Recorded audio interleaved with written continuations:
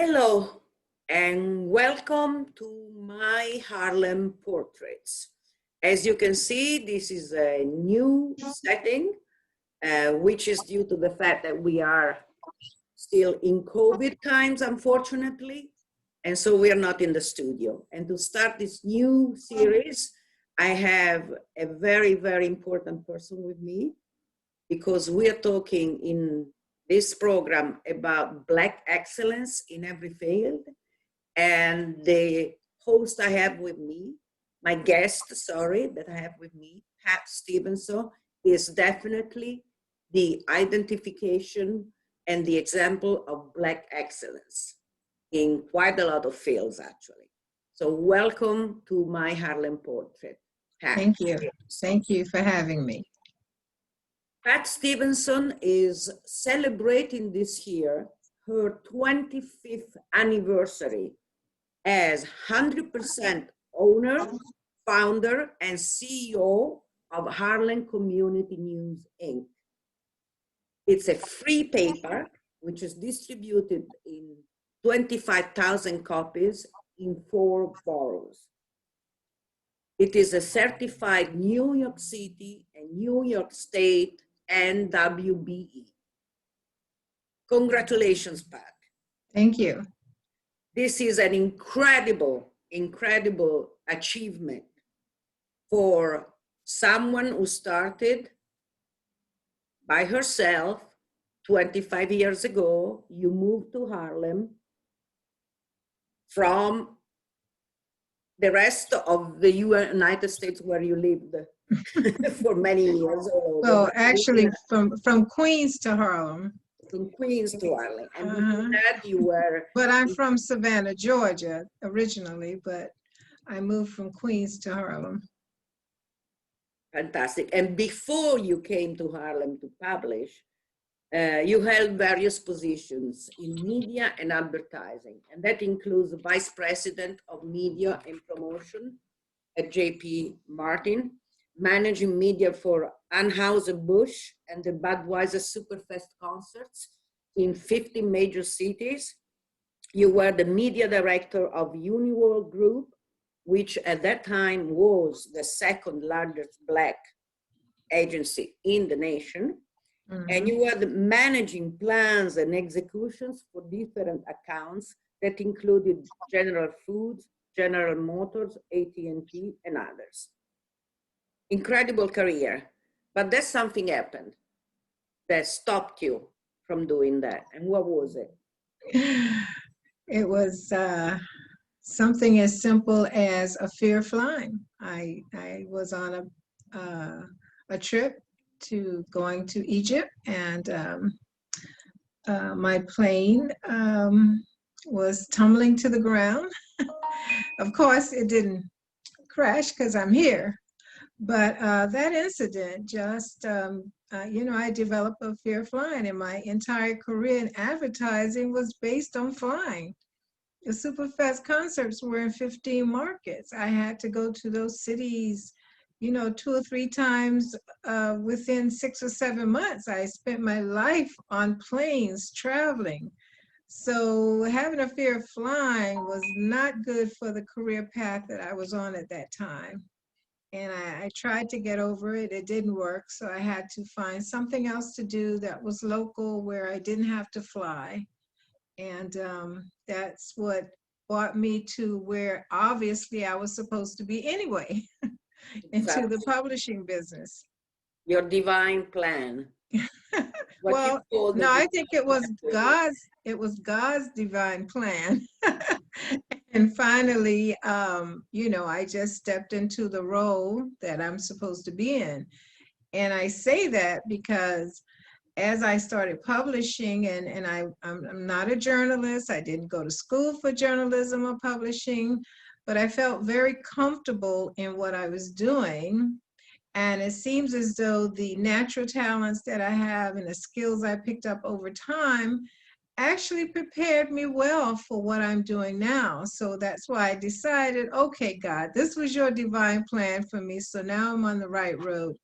And for the past 25 years, I just felt that I'm where I'm supposed to be, and I'm very comfortable being here. And I plan to do another 25 years, God willing. And you're surely going to do, and the community is going to really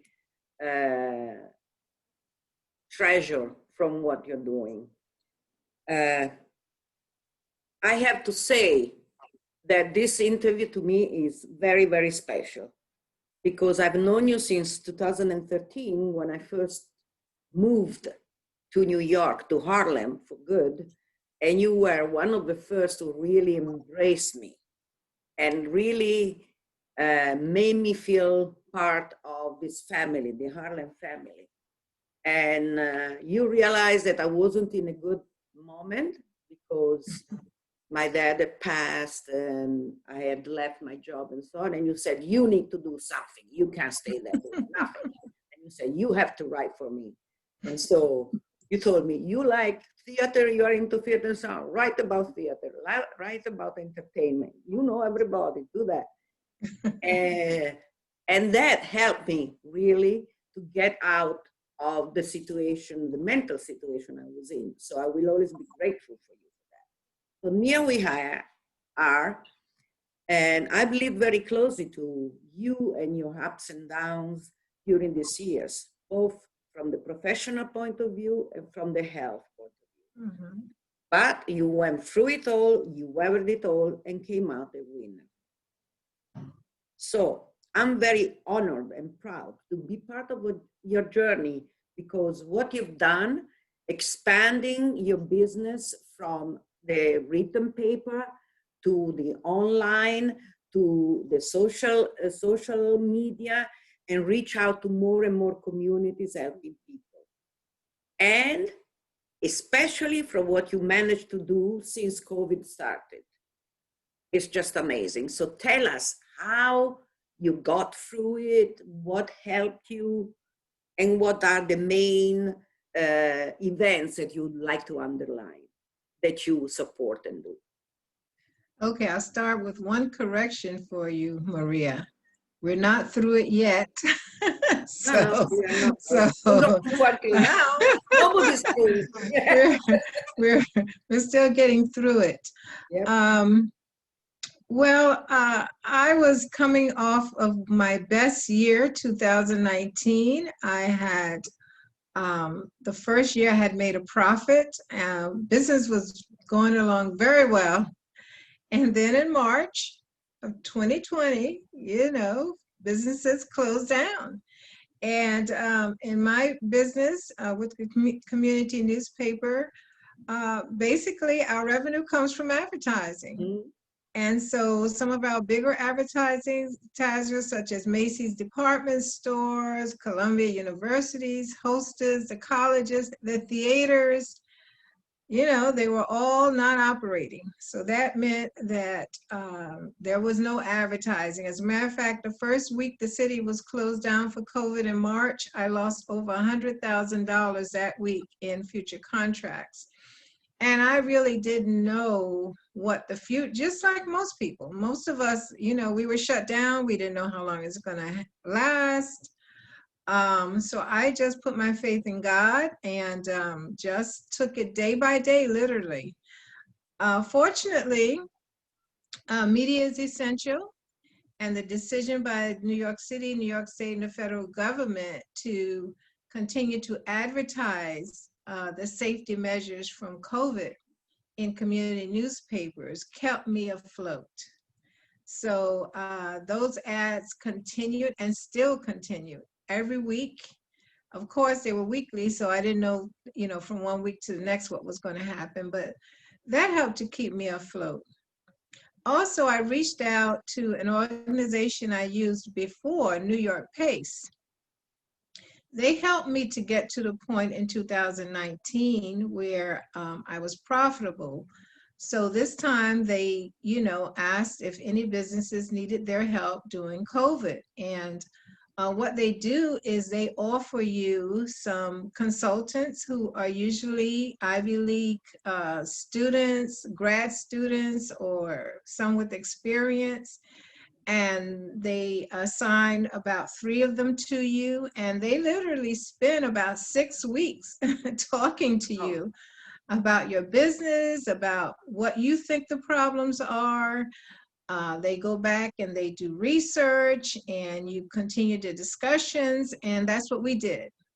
We did that throughout April. By May, we had a plan, because at that time I told them, you know, I've been publishing 25 years.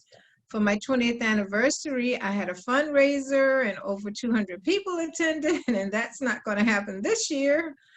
So, and I told them I was expecting my worst time to be in the summer, July, August, because normally that's when I promote the Harlem Week, which is a huge celebration in New York and with a lot of sponsors. And which is that what you was not going started to with, right? part of, yes, when I started. Mm-hmm. So with Harlem Week. And so that was one of my main events. That was not going to happen. I was not going to get those sponsorships. So we looked at July and August being really tough times for me, but August is my 25th anniversary. That's when I started. So they did some research and they came up with some ideas, and they found that there were other community newspapers that not only had revenue from advertising, but from subscriptions and from supporters. So that was something new they came up with. And we decided, okay, I can't have an event in a venue, but I have the newspaper. So we just decided, okay, August 20th, that's going to be my anniversary issue. And so I'm just going to, they put together a package that I could make an appeal for supporters, subscribers, and advertisers for my 25th anniversary. I sent that out to all of my previous advertisers, and the response was tremendous. I was overwhelmed with the response I got from individuals, from organizations, from businesses. What happened was, it turned out that, you know, this was now 4 or 5 months into COVID. A lot of people weren't communicating. So for them to hear from me, you know, they said, of course, those who could decided they were going to support me with their advertising, but it was a way for me to connect with them, and a way for me to find out who was doing well and who's, you know, who's, you know, pretty much still here and still in business. So that turned out very well, and it gave me a shot in the arm, and I was able to raise enough money for a few weeks of bills for advertising. So, you know, I'm very grateful for that. It got me on my feet. They then started advertising as of August, September, October. Now business is pretty much back. And, you know, it's just a matter of what's going to happen next, you know. So I'm waiting like everybody else to see who our leaders is going to be.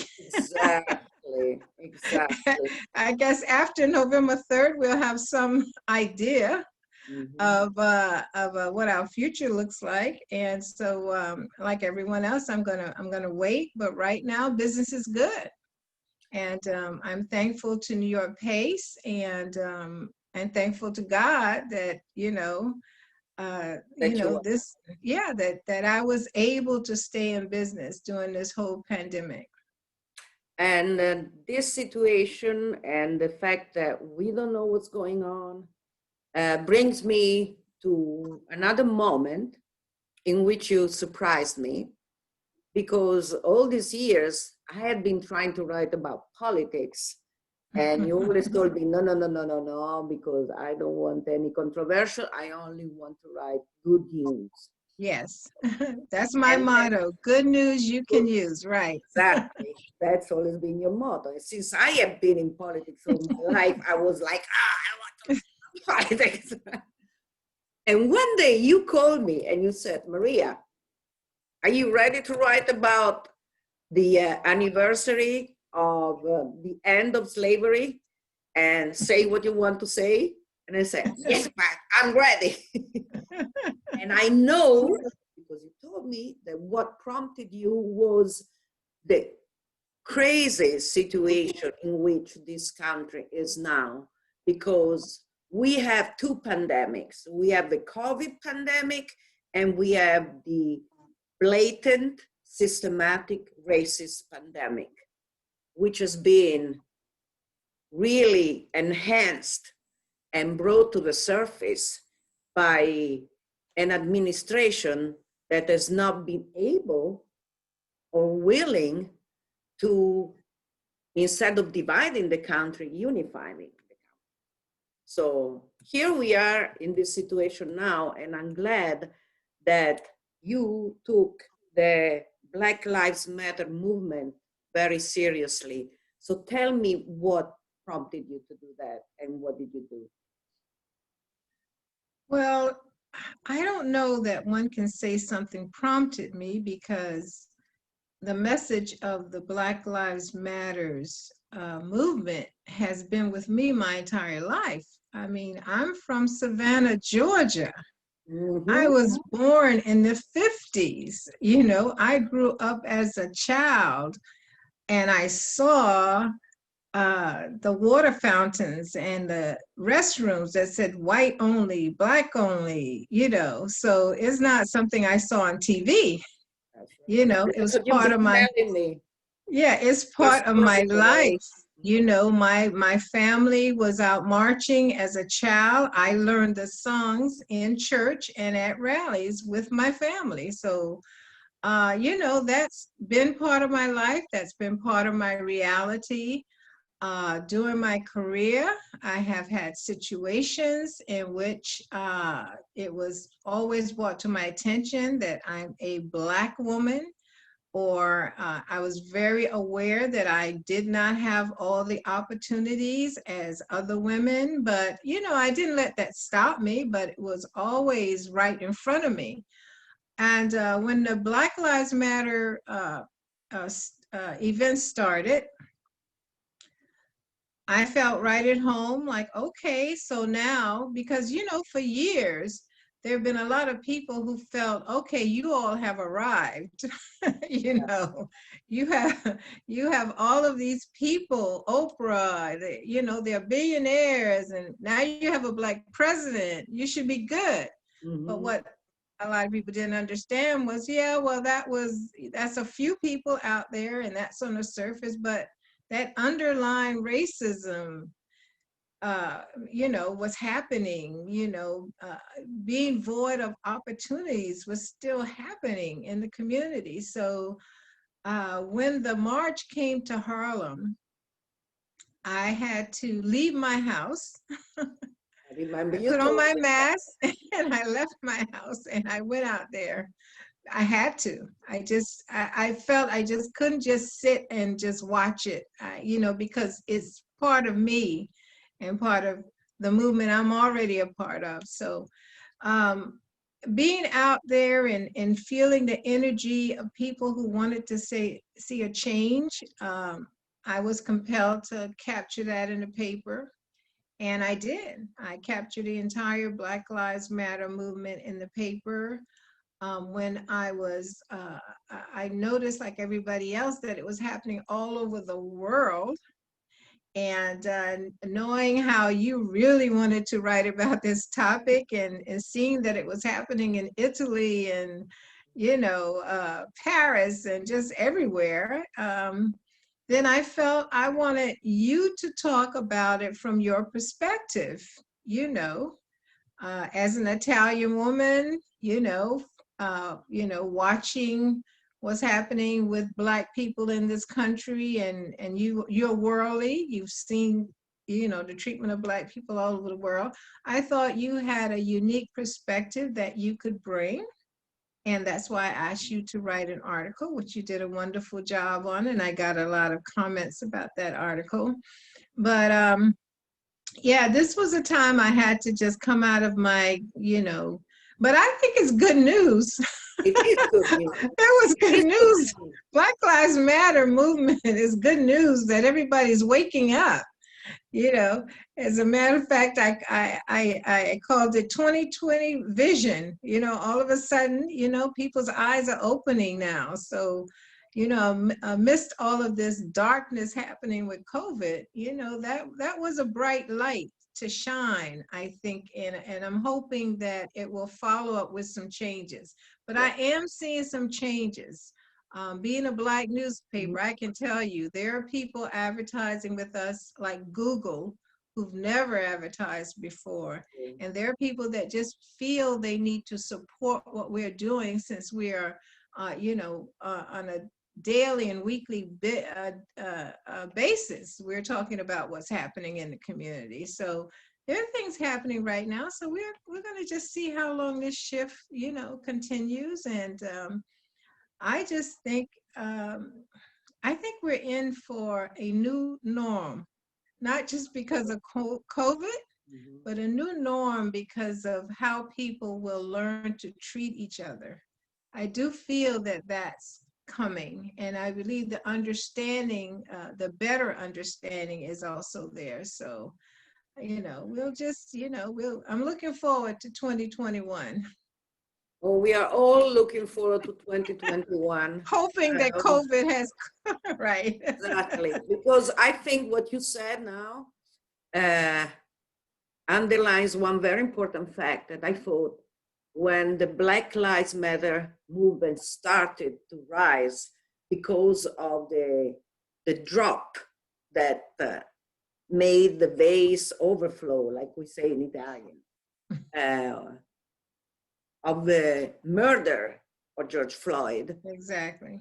That movement was seen all over the world and followed it, and is followed all over the world. And I think COVID actually was a positive thing in that moment because people were home.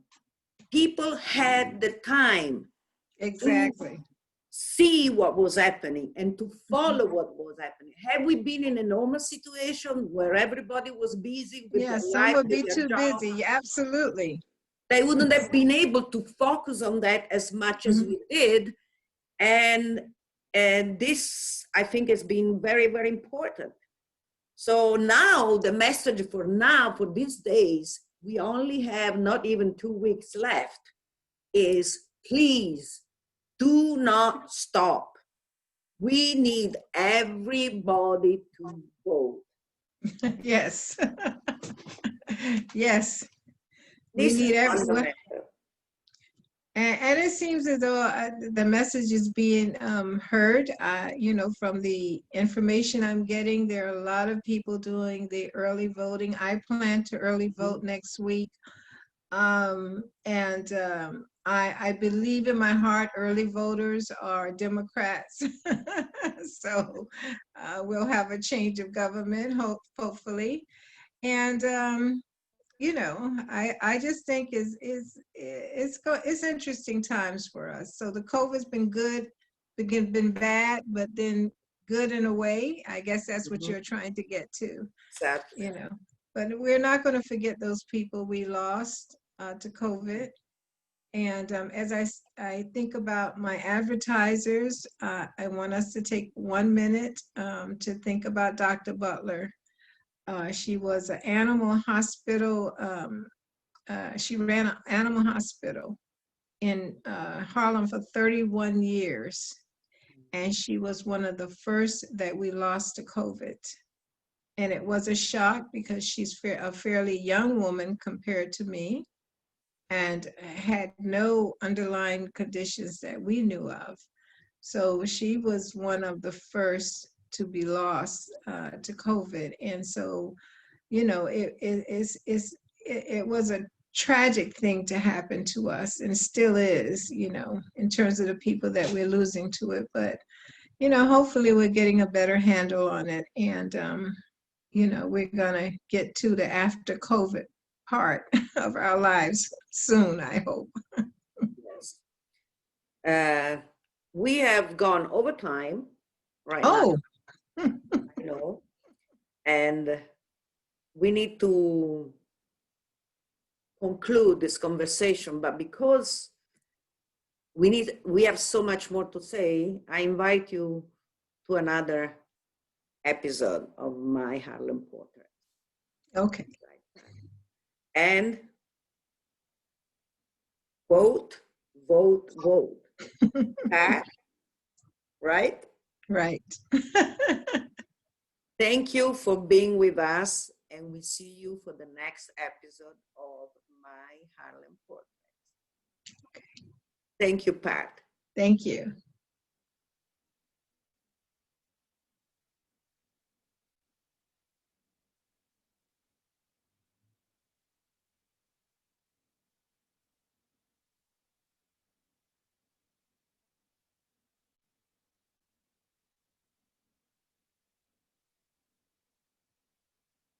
It's still okay. It's still recording. I don't know.